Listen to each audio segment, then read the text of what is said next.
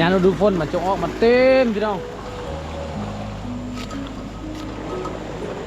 อันนั้นกระตุกน้ำสมัยตะกี้แล้วทุกคนเลยคือหมากน้ำเต่านี่แหละจักมือแหละฝนตกอยู่บ้านเจ้าซะแมวตลอดเลยขึ้นดีๆเด้อตลาดบนนี้แล้วเลย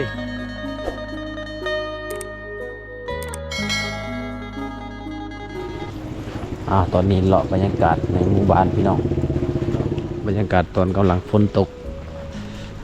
ตกลายมือไปใส่บุไรเลยพี่น้อง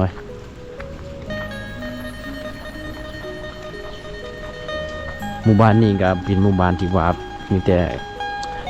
หลังคาไม้เบิดทุกคนมีแต่หลังคาไม้เบิดบ่มีหลังคาอะไรที่ว่ายังใส่แบบมุงปลาหญ้าพี่น้องส่วนลายจะมุงสังกะสีแล้วก็ใส่แป้นเอม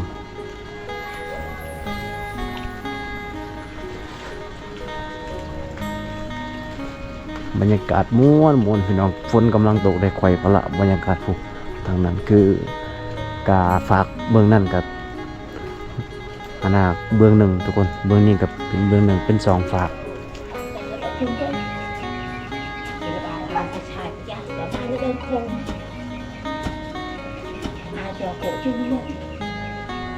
อันนี้คือห้องน้ำที่กระเจ้ากำลังสร้างทุกคนก็คือแบบโครงการมาเฮ็ดให้แล้วก็ให้แต่ละคนเฮ็ดเองทุกคนฝีมือเองพี่น้องฝากเบื้องนั้นก็จะเป็นบ้านอีกทุกคนเพราะว่ามันจะมีทรายน้ำพี่น้องคือห้วยกันบ้านเลยพี่น้องก็จะได้เลาะบรรยากาศทุกคนเบิ่งหมู่บ้านนี้คือแบบว่ามีต้นไม้หลายพี่น้องไว้คือทางนั้นคือจะเป็นแบบโมเมนต์บ้านเลยนะแต่มันก็เป็นบ้านพี่น้องก็จะได้เลาะทางนี้แล้วพูดเมื่อทางฝากเบื้องนั้นเลยพี่น้องจะเลาะบรรยากาศในหมู่บ้านบรรยากาศตอนฝนตกพี่น้องโอ้ตกหลายมือตอนนี้ก็สิเลาะบรรยากาศในการไปตักน้ำของชาวบ้านพี่น้องเลย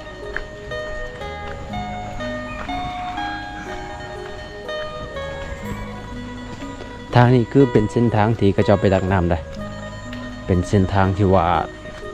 หมู่บ้านไต่มาตลอดแล้วก็ไปตักน้ำตลอดทุกคนเลย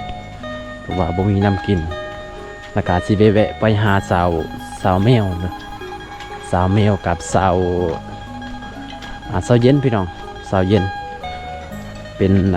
อีพ่ออีแม่เพิ่นก็แยกทางกันพี่น้องแล้วก็เพิ่นก็อาศัยอยู่กับอีแม่เพิ่นนี่เขาเจ้ากำลังเอางูเอาควายมาแต่ป่า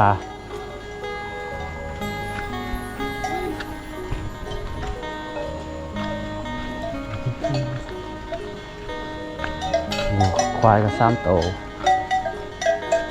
อุ้ยเดี๋ยวเดี๋ยวไปไหน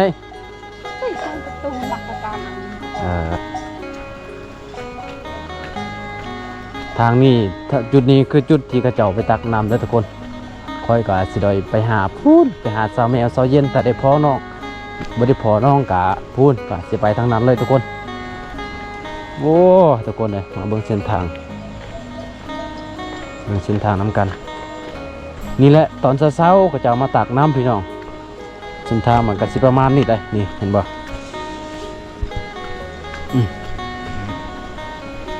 อัปเดตวิถีชีวิตในหมู่บ้านยามฤดูฝนพี่น้องป้าพี่น้องเอ้ยเบิ่งนี่คือมันจะเป็นน้ำห้วยน้ำอันนี้คือน้ำที่ว่ามันอยู่กลางบ้านเลยแห้งขนาดพี่น้องเอ้ย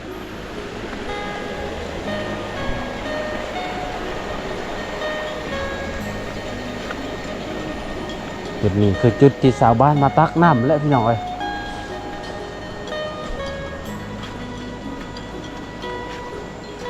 ป้าสอนเดีสอนตะงัวตะควายมากินหญ้าพี่น้องเอ้ย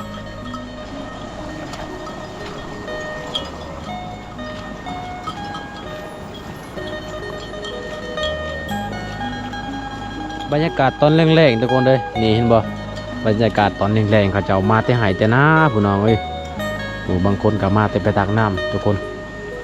ตอนนี้ควายกำลังกินหญ้าพี่น้องตอนแรงๆมันจากฝนกับเสาตกพี่น้องก็ยังบ่ได้เสาปานใดได้ยังตกอยู่ได้เห็นบ่ก็ยังตกอยู่เล็กหน่อยพี่น้อง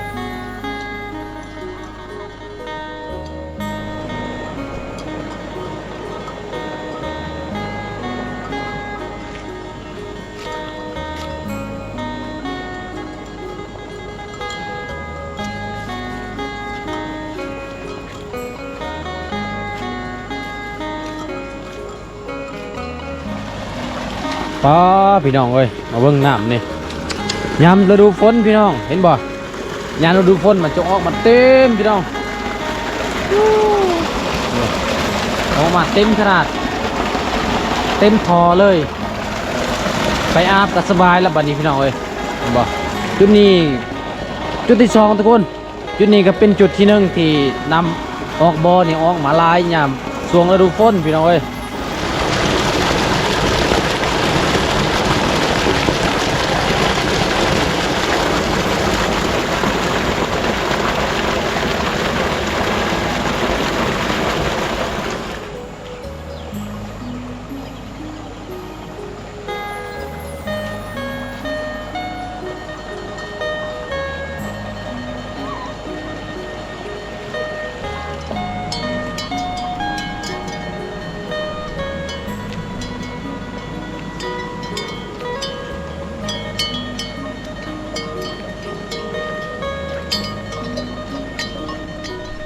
ตอนนี้ขอยเองก็สิได้ไปหาสาวเมียวกับสาวเย็นก่อนทุกคนเลยสิได้พอน้องๆหรือบ่ถ้าบ่ได้พอน้องๆก็เลาะในหมู่บ้านต่อทุกคนเลยอันนี้เป็นหลังคาเรือนของสาวเย็นทุกคนเป็นหลังคาเรือนสาวเย็นทั้งเทื่องก็จะเป็นหลังคาเรือนของสาวเมียวพี่น้องเห็นบ่เป็นเรือนตังแต่ว่าโคตรใหญ่พี่น้องหลังคาเรือนสาวเมียวใหญ่แต่เรือนแต่ว่าเงินคำบ่มีดอกขนาดเสาประมาณอยู่20ปลายเสานี่มาไปหาเรือนสาวเย็นเละเย็นนะเดินไปตัวป่ะไปตัวแก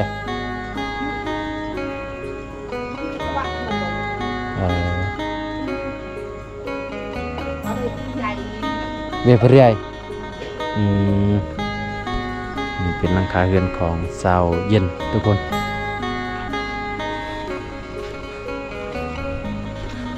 โอ้ทุกคนเลยมื้อนี้ฝนตกหนักจริงเบิ่งทางนั้นมีแต่หมอกน้ำหมอกหลาย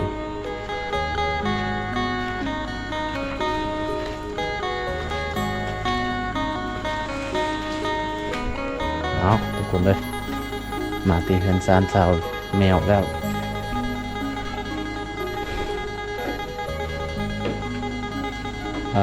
มาไม่ได้เห็นสาวแมวปัดกวาดคันใดฝนตกหนักยันน้ำท่วม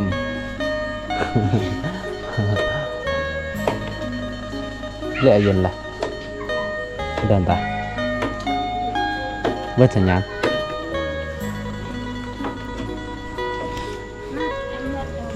เห็นยังตัวจิปัดอันนั้นคันใดซะแมวมันเปียกปะทุกคนเลยฝนตกหนักอีดีรอแล้วมื้อนี้ตกมื้อวานนี้กับมื้อนี้พี่น้องมื้อนี้บ่ได้ไปใส่ปะอยู่เฮือนเนาะฝนตกหนักกับไปใส่บ่ได้พี่น้องเอ้ยมีแต่ไปซ่อนปลาแล้วเนาะบ่ได้ไปซ่อนบ่ไล่ได้อยู่บ่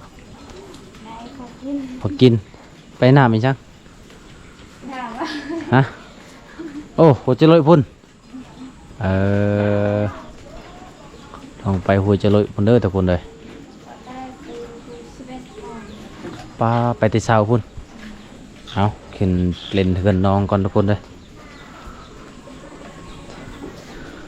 หลังคาเฮือนน้องโคตรใหญ่เลยปลาปูนเนี่ยมันก็แข็งเลยดินี่เป็นก้อนแล้วพี่น้องสิมังนี่เบิ้งนี่จนลอกเบิดนี่เปื่อยเบิด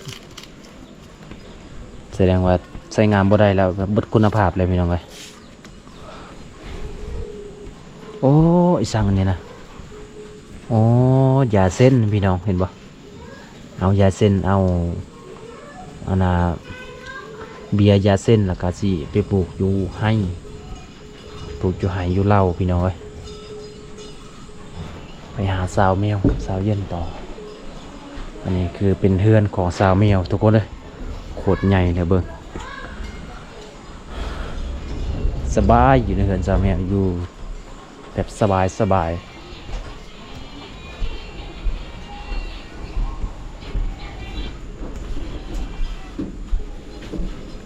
โอ้ยเจ็บท้องเด้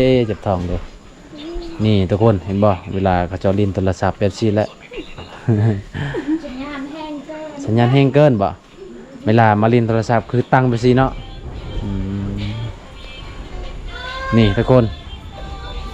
คือซินของซาแมวได้ แม่นบ่ซาแมว กดเถือนกดสานเด้อมื้อนี้เด้อทุกคนขยันหลายป้าทุกคนเลยซินของซาแมวรุ่นหลายงามมายังอันนี้นั่นฮะใส่ ละกาย ใส่ละกายนี่ทุกคนเลยน่าจะพิษแล้วบางนี่ เราค่ะสมเด็จแล้ว นี่ทุกคนซินของสาวลาวที่เขาเจะตำเองดูอิลิจังวันนี้เนาะกดเถินกดสานแห้งอยู่บนสัญญาณนะแห้งอยู่ 4G หรือว่า 3G 4G 4G เออนี่บรรยากาศทุกคนบรรยากาศอยู่แบบอยู่เทิงได้อยู่เทิงเหือดซาแมวแล้วก็มาเบิ่งบรรยากาศป้าสุดยอดหลายทุกคนเลยนี่เห็นบ่อันนี้ก็เป็นเฮือนเอื้อยอายของซาแมวทางนั้นก็เป็นกกมะม่วงก็คือทุกคนบอลที่กระเจ้าไม้ตักน้ำทุกคนจุดนั้นจุดหนึ่งจุดอยู่พุ่นอยู่เทิงอีกก็จุดหนึ่งตอนนี้น้องสิไปตักน้ำทุกคนมาน้ำเต่า4 หน่วยนี่คืออาณากระตุกน้ำสมัยตะกี้แล้วทุกคนเลยคือมากน้ำเต่านี่แหละเขาเจ้าบุมีนี่กระตุกน้ำก็เลยใส่มาน้ำเต่านี่ทุกคนเห็นบ่เขาเจ้าเอาหินนั่นมันทูทุกคนเลยเห็นให้ปากมันกว้าง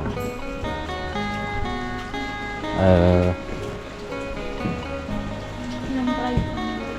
ตองก็สบายอย่าห้าวให้ตองมันตองบริมาให้ตะวันเพิ่มก็เก็บมาหางวยครับจะคืออย่าตองมันจะวันอย่าตองเหยียดเชื่อทะลุทั้ง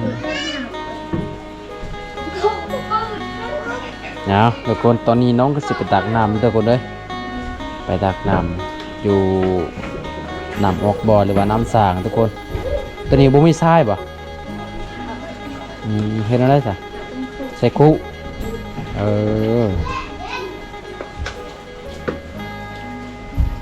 อันนี้เป็นเฮือนครัวของน้องทุกคนเห็นป่ะนี่เฮือนครัวของน้องเป็นอะไรเอ็นไปแล้วสังกะสีกะสิไปไปแล้วทุกคนเอ้ย ตัวนี้นะส่วนก็คือส่วนหมูหนองยังหมู2 โตเนาะมาแล้วหมู2 โต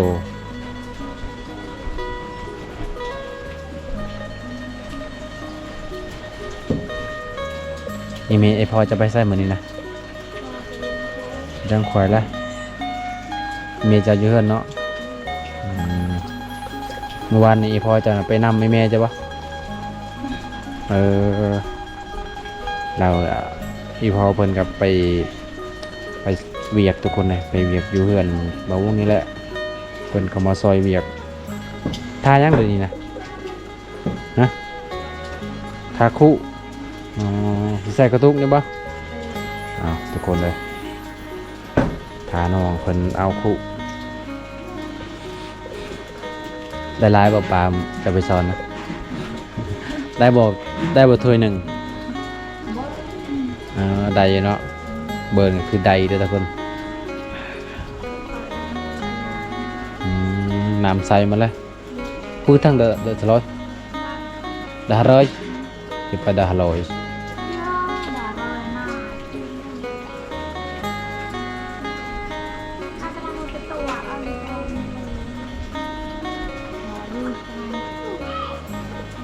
น้ำจนจะท่วมหมดเนาะตอนนี้ก็จะไปอัปเดตน้องทุกคนเลยไปหับสมน้องกันหลายเทื่อก็อัปเดตวิถีชีวิตน้องแบบนี้แหละ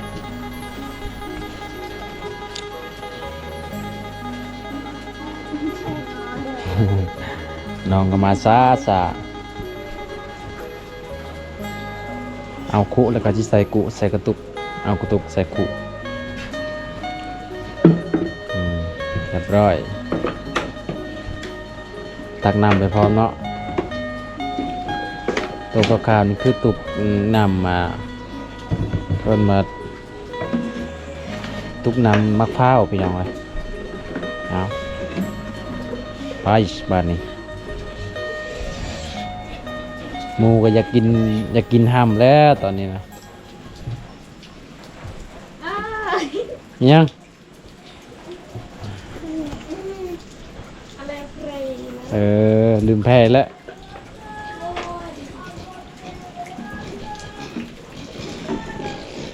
ต้องได้ตองได้ทุกคนได้ทำบะตองนี่โอ้ยบอกเลยว่ามีแต่กี่พุ่นขี้เหนียวอะไรว้าที่โทพี่น้องเอ้ยบัดสิไปแล้วฝนตก ในเสียงด เมื่อกี้นี่แหละบริตกทุกคนตอนนี้ก็ตกไปดีๆเด้อมีกล้องจะได้นี่ ำในดำในทำสะดวกสบาย ลมนี่ก็โอ้มีภาพเด็ดแล้วจักมือแล้วฝนตกอยู่บ้านเจ้าซะแมวตลอดเลยเป็นเดือนเลยจ้ะแสดงว่าจะท่วมมาแล้วบ้านเจ้าบ่ท่วมเนาะบ้านเจ้าเนาะบ้านอยู่ภูเด้อทุกคนบ้านอยู่ภูอยู่สูงถ้าน้ำท่วมบ้านชาวแมวนี่เมืองนองนี่ตายหมดเนาะ อีหลี่ได้ไปเบาคันท่วมบ้านเฮานี่เมืองนองเซโปนนี่โอ้หลายๆบ้านนี่ตายเบิด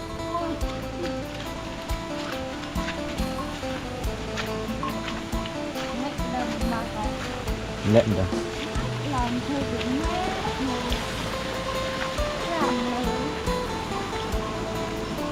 นี่ทุกคนคือบอนที่น้องไปตักน้ำทุกคนเด้ออ้าวตอนนี้น้องแมวสิตักน้ำแล้วทุกคนต้องได้ตองมาได้ถ้าบ่ได้ตองนี่มันก็ขี้ฝุ่นหลายพี่น้องเอ้ยเป้าหนามลายเลย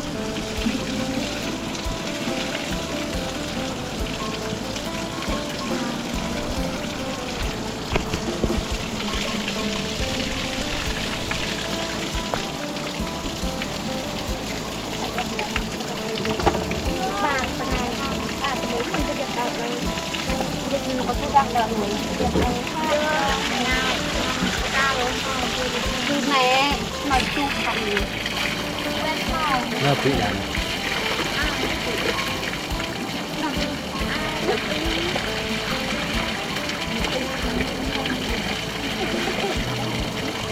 ต้องคือในบางคนยุงมันกลายเป็นเหมือนที่ทางเต๋อเพื่อเป็นไงต้องเนี่ยเพื่ออะไรกันตอนหัวรูดลงไปอ่ะเพื่อกระดาษอะไรlại qua phòng tặng cái gì từ lại qua phòng hiện từ từ trong mắt có nhiều con phật ơi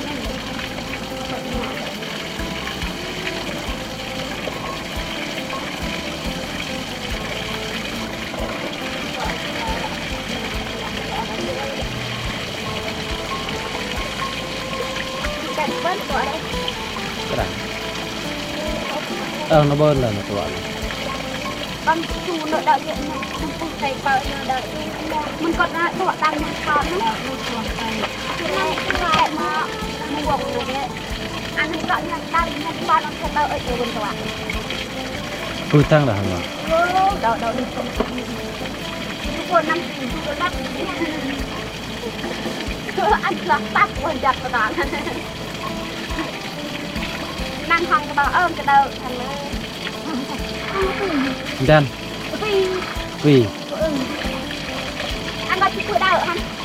vậy rạo đợi rạo hàng ăn cái nữa đọc chắc các bạn ăn chung bồn có đâu phun ơi nhớ cái mặt đó đi xin hai con tại vì đợi cùng một con thôi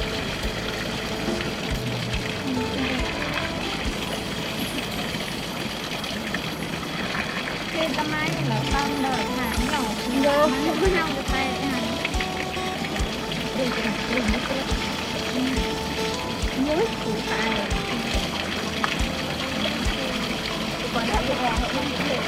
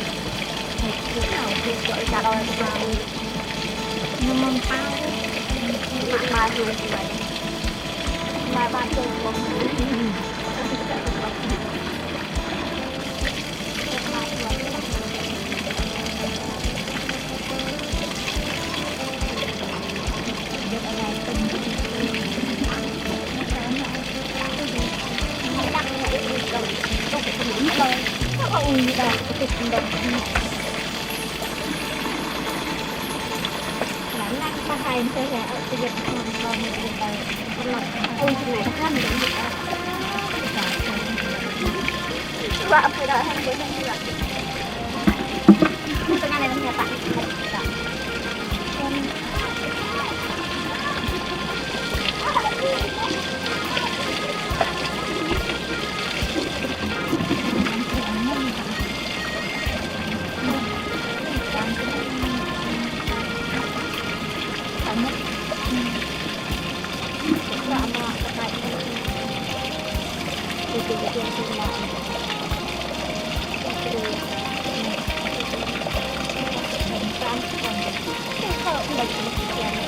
มัวได้นี่ยังจะตื่นตัวเนี่ยกูรักไม่ดีเลยนั่งกินมาแบบนี้ไอ้เมย์ยาวจนจับเขาปวดไปยังมีติดเอาเว้ยมีคนเราจะมาถ่ายไปจะดังแบบไหนถือแฟนผลิตดังแบบไหนนี่เด็กพากาโกตัวใส่กันลุงใส่ตัวดีนักก็ลองเงินตามนะคะอาเจมีเจ็บคอไทยมาโกเสีย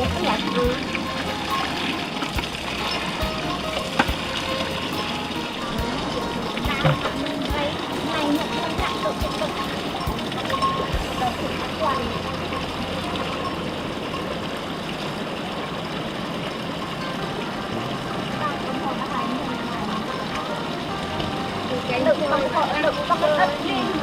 เหมือนพวกเนี้ยผู้ใหญ่เดี๋ยวมีงานบ้านก็ต้องนั่งประตูเลยเด็กรวมเดี๋ยวนั้นนะ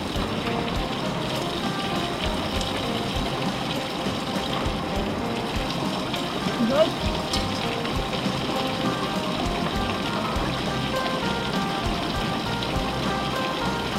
อันนั้นแม่ก็ไร หลังจากตักแล้วกับเมื่อเลยทุกคนเด้อเห็นบ่เพราะว่าอยู่บ้านอยู่เฮือนบ่มีน้ำกินน้ำบาดาลมันก็พระเจ้ากับบ่มีอยู่หมู่บ้านนี้ทุกคนคือต้องเมื่อเลย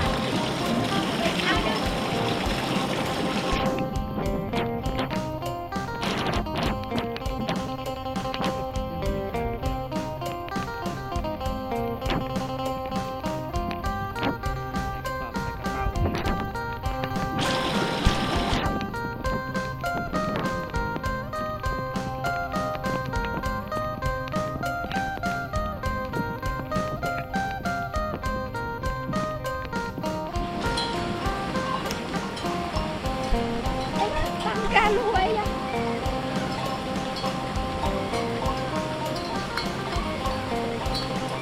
ตอนนี้ก็กลับแต่เด้อทุกคนเด้อป้าเบิ่งทุกคนมืดเลย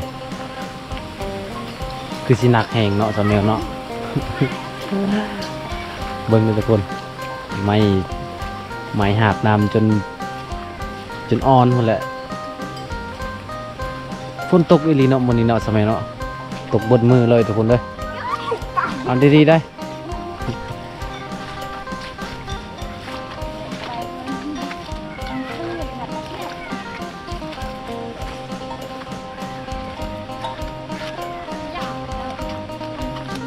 ทุกคนเลยฝนตกมื้อนี้ตกหนักตกอีหลีอีหลอพี่น้องเอ้ย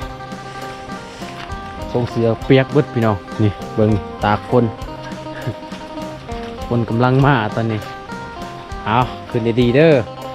พลาดบนนี้แล้วเลยโอ้แซมเฮ้ยทุกคนเลยผมเขาจนเปียกเบิดเลยผู้ได้ตามข่าวใช่ไหมแม่จะบ่กำลังตามข่าวเอาหอดเพื่อนหอดสารแล้วทุกคนเพื่อจะได้กินน้ำบ่แม่นเรื่องง่ายโอ้กินแล้วทุกคนตอนนี้ค่อยยิ่งกาสิได้กลับบ้านก็ทุกคนเลยเพราะว่าฝนตกแห้งทุกคนเบิ่งนี่บรรยากาศตอนนี้โอ้ยทุกคนเลย ตอนนี้ว่าสิกลับบ้านนู้นไปทางนี้เลยทุกคนเลยไปกลับบ้านน้ำกันเพราะว่าฝนตกแห้งแล้วทุกคนเลยมันไปถ่ายบ่ได้ละเบิ่งตอนนี้ก็ยังตกอยู่เอาแดมเบ็ดสาวแมวก็ประมาณ3 นี้ทุกคน